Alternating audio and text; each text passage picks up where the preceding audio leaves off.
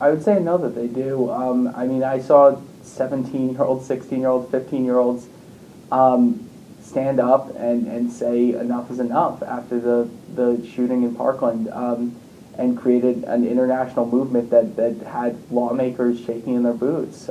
Family friend of ours, Cameron Kasky, who was, I want to say 16 at the time.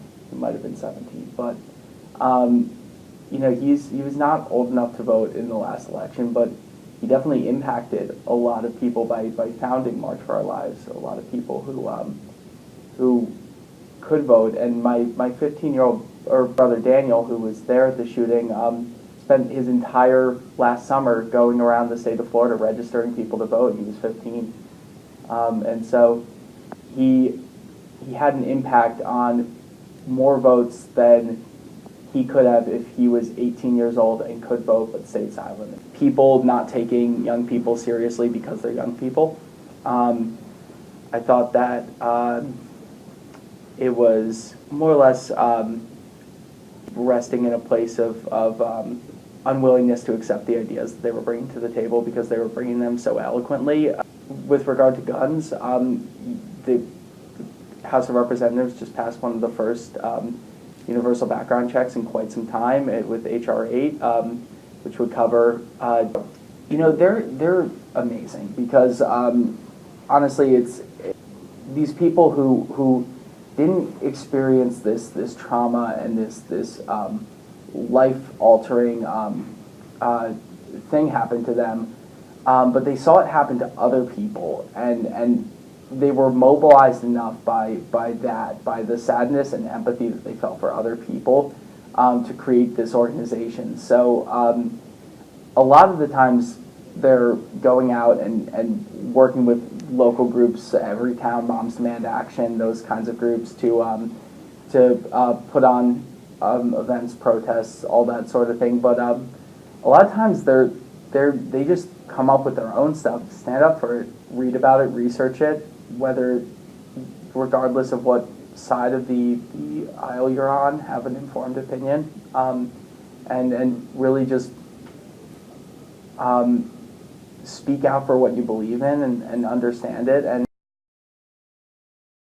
it's really interesting how we have this idea that people under the age of 18 are just supposed to passively take anything that happens to them, and that they're not supposed to speak up when something is of issue to them. I believe that definitely people under the age of 18, no matter how young, can actually have a voice and can actually affect change. And I think that if something's important to you, it's your duty to speak up. If you are passionate about something, you should seek that out and you should speak up for yourself. And so when it came to the walkout, it was just second nature to me that, of course, we need to do this. And I didn't know how many people were going to join us. I didn't know how many people agreed with me, but I knew this is what I believed. And, you know, I'm going to stand up whether people join me or not. I was supported fairly well by a large amount of the student body. My advice would just be, don't be scared by people that are going to tell you that you're wrong or you're too young, because those things aren't true. Just because someone's older than you doesn't mean that you still don't have a voice, right? So if anything, I think that youth voices are so important because the issues of today are really going to affect us if we don't act now. You know, we're the ones that have to deal with the problems of today.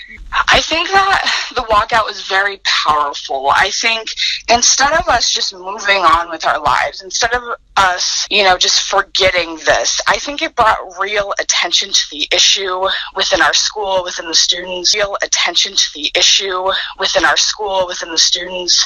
I think it brought attention to it within the community. There was more dialogue, more talk about it. So I would definitely call it a success in the fact that we didn't let it be forgotten. I think at first I was just very overwhelmed at, you know, like, how do we do this? And how will this work? I don't want to get in trouble for walking out because, I know I have the right to, but I was concerned about, people, not a lot of people doing it or people being against me. I think one of the biggest fears I had was, right, this was a month after a huge mass shooting.